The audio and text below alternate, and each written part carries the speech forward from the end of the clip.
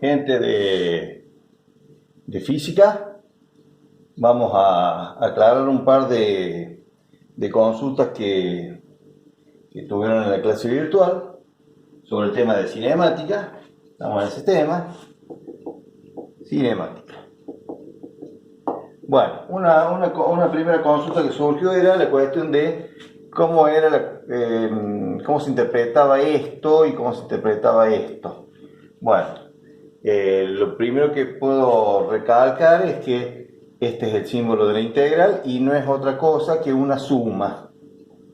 Nada más que en el caso de la integral, lo que estamos sumando, los términos del signo integral, los términos, que ese término se llama integrando, bueno, los términos son infinitésimos.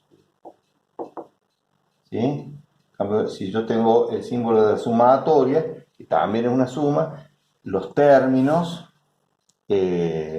son finitos.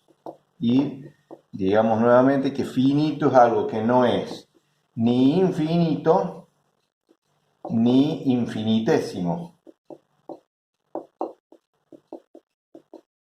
Para decirlo en términos matemáticos, un infinitésimo es algo que tiende a cero. Se hace tan pequeño como uno quiera. Y esto es tan grande como uno quiera, el infinito. Bueno, y lo que no es ni infinito ni infinitésimo, eso es una cantidad finita. Puede ser un número, cualquiera, o puede ser una función, puede ser otras cosas, digamos. Bueno, la cuestión es que en estas sumatorias, en estas sumas que yo estoy planteando acá, los términos acá son distintos que acá. ¿En qué se distingue? Bueno, que estos son vectores, en cambio estos son módulos, porque habíamos quedado que si al símbolo de un vector no le ponemos una flecha, estamos hablando del módulo del vector. Entonces ahí es donde tenemos que darnos cuenta de que la suma de vectores no es lo mismo que la suma de escalares, porque el módulo es un escalar. La suma de escalares es la que se aprendió en primer grado del primario. La suma de vectores se ve en los secundarios directamente. Bueno, ¿y cómo se suman vectores? Bueno, nosotros habíamos dicho que yo tengo un vector A, un vector B. Una forma de sumarlos es utilizar el método del paralelogramo, es decir, trazar unas rectas, unos segmentos paralelos a los dos términos que yo quiero sumar, los dos vectores, y donde se intersequen esos dos segmentos o rectas, ahí va a estar el extremo de la suma. Esa es una forma de verlo. También podemos pensarlo de esta forma: si yo el vector B que está acá abajo, yo lo pusiera ahí arriba, formaría ahí lo que llamamos un trencito de vectores. Los términos se pueden poner uno a continuación de otro, el origen de un vector, el punto de aplicación de un vector, ponerlo donde está el extremo del otro vector anterior en la suma, y obtenemos lo mismo la suma. Ese es el método de la poligonal. Se puede extender a más de dos vectores, porque yo tengo esto, puedo trasladar, si esto es A, esto es B y esto es C, trasladarlo a B ahí, voy a llevar B', la trasladar, y trasladar C ahí, hay que trasladarlo tal cual es, paralelo, ¿no? Ser ese prima, y uniéndolo, ahí se forma el trencito, la poligonal que se llama, y se cierra la poligonal con la suma A más B más C. Entonces, cuando decimos esto o esto otro, en realidad estamos haciendo una suma de vectores una cierta cantidad, y en cambio acá estamos sumando una suma de módulos, de escalares. ¿Y cómo es la suma? Bueno, si decimos que la trayectoria desde un estado inicial hasta un estado final es una composición de un trencito de diferenciales de R, cada uno de ellos montado en la trayectoria. Estos son los diferenciales de R vectores. Entonces, si este trencito es exactamente este o este, Entonces, si yo uno el origen del primero, el punto de aplicación del primero con el extremo del final, me queda el delta de R. Eso es esto. Hemos sumado vectorialmente a través del método de poligonal. ¿Y cómo sumamos esto? Y bueno, ¿qué significan los módulos? Los módulos son los larguitos de cada uno de esos vectores pequeñísimos. Si sumo todos esos larguitos, esos segmentitos, me va a dar el segmento total del arco, y eso lo llamamos espacio recorrido y lo simbolizamos con un delta de S. Ahí está una de las cosas que hablamos hoy día. Otro tema que surgió es cuando definimos velocidad o aceleración, que lo definíamos así. Perdón, así y así. En realidad esas dos definiciones no son correctas porque acá hay una división entre un vector y un escalar y nunca yo les definí división entre un vector y un escalar. Entonces, ¿cómo hacemos? Bueno, en realidad lo que tenemos que hacer es esto. Es referirlo a un producto entre un vector y un escalar, que eso sí lo conocen y está definido.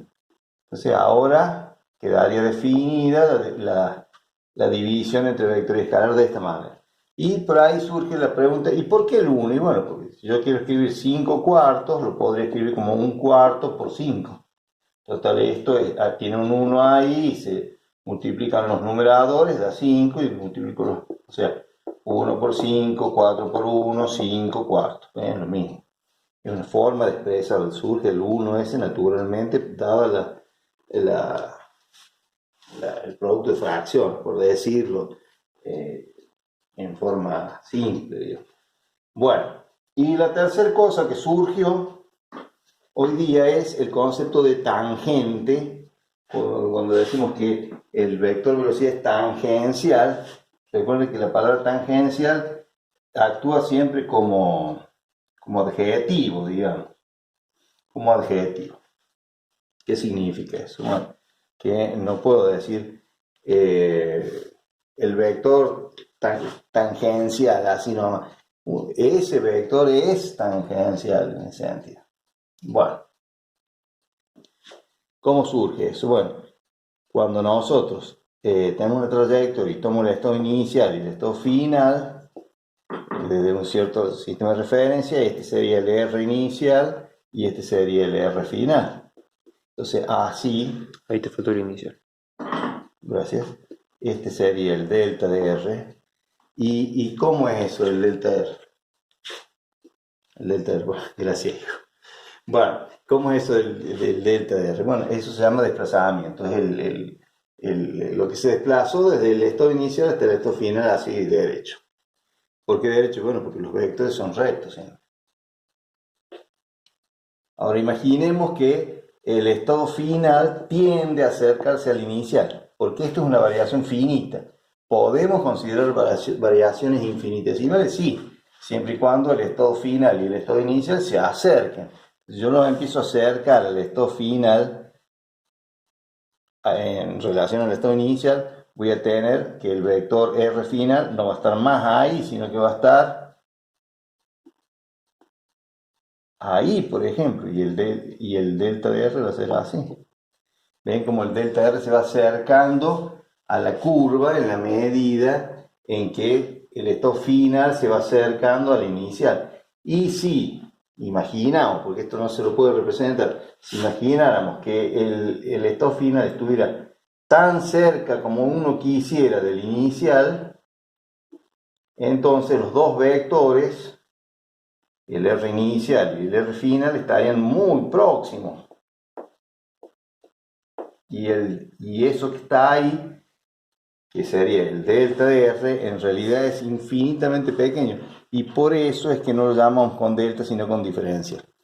Pero si nos fijamos bien, la trayectoria pasa por ahí. Entonces vemos que en la trayectoria los diferenciales de R quedan como montados, superpuestos a la misma trayectoria. Bueno, eso es lo que llamamos tangencial. La tangencialidad de de un diferencial, digamos. Ahora, cuando decíamos que la velocidad es esto, así, entonces ahí notemos que tenemos el producto de un vector por un escalar. Y cuando nosotros multiplicamos un vector por un escalar, siempre obtenemos otro vector y esos dos vectores son con la misma dirección. Pero ¿qué pasa? Que esto es infinitésimo, en cambio esto no, esto es finito. Entonces el diferencial de R es muy chiquito, es infinitamente pequeño y no lo puedo dibujar realmente. Pero esto sí lo puedo dibujar porque esto es finito, pero tiene que estar en la misma dirección que esto. Entonces, ¿cómo lo dibujaríamos? Bueno, lo dibujaríamos así, prolongándolo al diferencial de R y obviamente se sale de la curva. Eso es la tangencialidad de un vector finito. No está montado sobre la curva porque es finito y se sale de la curva. Pero los dos puntos por los que pasa, que están dentro de la curva, están tan próximos que podemos decir que son uno solo. Es una aproximación, es una salvedad, digamos, que podemos hacer. Entonces, está montado sobre la recta tangente que en realidad se está tocando a la curva en dos puntos, pero tan próximos están esos dos puntos que consideramos que es uno solo.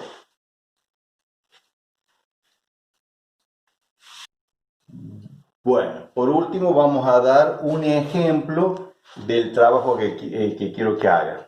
El trabajo consistía en, primero tiene que ser individual, no hagan en grupo las cosas, no repitan los ejemplos que hago yo, obviamente no los pueden hacer, pero cámbienle algo, busquen otra variante,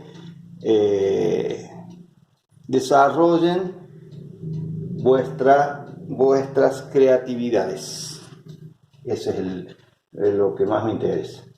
Bueno, definir una situación real, una cosa que se pueda ver, pero bueno, la realidad, habíamos dicho, en el siglo XXI es mucho más amplia que en el siglo XIV o en el siglo XX a.C.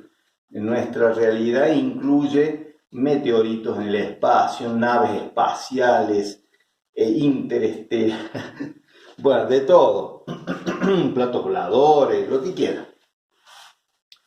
La invasión de los reptilianos, no sé, lo que quieran. Bueno, es una cosa amplio esto que estoy diciendo. Bueno, y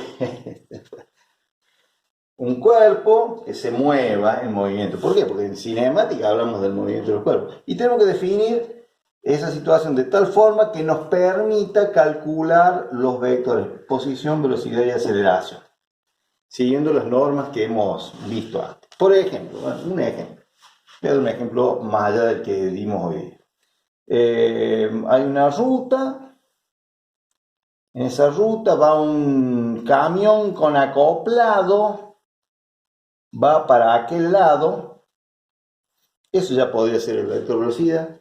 Y tengo que definir el vector posición, velocidad y aceleración. Bueno, ahí va con la velocidad de 120 kilómetros. Qué fea letra.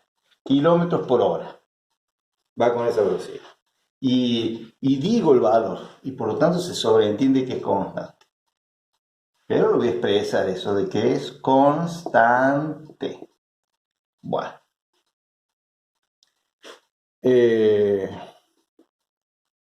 Dibujo un sistema de coordenadas. ¿Dónde lo puedo poner? En cualquier lado. ¿Sí? ¿Dónde quieren poner? Bueno. Yo lo quiero poner ahí. Supongo. Ahí está el origen, la ruta pasa por ahí, tengo que definir bien las cosas, obviamente. La ruta forma un ángulo de 40 grados y acá hay una distancia de medio kilómetro. Y el camión está a una distancia a ese punto de, qué sé yo, 0,8 kilómetros. ¿Y puedo trabajar en kilómetros? Sí, puedo trabajar en la unidad que quiera. Entonces, ¿cuál es el vector position? Bueno, del origen, ahí está el vector position. Eso es R. ¿Y cómo se calcularía? Bueno, tiene una X y una Y. La X sería esto. Y bueno, este valor sería esta distancia, desde el origen hasta el punto este. Es lo mismo que esto. En relación a este 40 grados, este es el cateto adyacente. Recuerden que cateto adyacente siempre es hipotenusa por coseno del ángulo. Cateto opuesto siempre es hipotenusa por seno del ángulo. Siempre, así siempre que tengan un triángulo rectángulo, y ahí lo tenemos. Ahí lo tenemos. Entonces va a ser, X va a ser hipotenusa 0,8 por coseno de 40 grados. No puse la unidad, está bien porque la voy a poner al final. Ahí está, kilómetro. Veo que los vectores tienen que estar envueltos entre un paréntesis. Y la unidad es importante física. Si no me ponen unidad va a estar mal. Si no me ponen el paréntesis así, también está mal, obviamente. Bueno, ¿y la Y? ¿Qué sería la Y? La Y sería este valor de ahí, eso. O sea, esta distancia. Que a su vez es la suma de esto más esto. Esto es 0,5. No le pongo la unidad porque ya está puesta acá. Más, esto es 0,5, más esto. Pero a su vez esto es igual que esto. Y este es el cateto opuesto a 40, por lo tanto va a ser 0,8, que es la hipotenusa, por el seno de 40 grados. Bueno, hagan la cuenta, le va a dar un número, le va a dar un número. Ese es el vector posición. Vamos al vector velocidad. El vector velocidad está en la misma situación. Acá me imagino como un eje X, un eje Y. Le voy a poner prima para distinguirlo de los principales. Pero son paralelos, bien paralelos. Y las paralelas tienen que verse paralelas. Si yo a uno de los sistemas lo pongo así y el otro lo pongo ahí, eso no se ve paralelo. Eso está mal. Directamente. Discúlpenme, pero está mal. Bueno. Y acá, ¿qué ángulo hay? El mismo que acá porque este es correspondiente entre paralelas con este 40. Ahí hay 40 grados. Entonces tengo el módulo de esto vale 120. Lo proyecto en X, lo proyecto en Y. Bueno, va a ser en X 120 por coseno de 40 grados. Use esta fórmula, esta, perdón. Vamos ahí. Y es esta. Es igual que esto. Cateto opuesto. Hipotenusa por seno. Hipotenusa 120 por seno de 40 grados. ¿Está bien así? No, está pésimo. Le faltaba la unidad. ¿Tengo que poner la unidad en física? Sí, porque si en física no pongo la unidad, me arruino todo. Me saco un cerazo. Bueno, y el vector de aceleración, ¿y cuánto vale el vector de aceleración? Bueno, habíamos definido que la aceleración era esto, sobre esto. Bueno, pero habíamos dicho que la velocidad es constante, o sea, constante significa que la velocidad inicial tiene que ser igual que la velocidad final, por lo tanto, el delta o diferencial de velocidad va a ser velocidad final menos velocidad inicial, y como son iguales, cuando resto dos cosas iguales, ¿qué me da? El vector núcleo. Ahí está, 0, 0. ¿Qué unidad tiene esto? Kilómetros sobre hora al cuadrado. Bueno, ahí tiene un ejemplito. Si quieren, les doy más ejemplitos. No lo usen, prohibido, pero pueden cambiarlo, hacer otra cosa, no sé. Bueno, les mando un fuerte abrazo virtual a todos.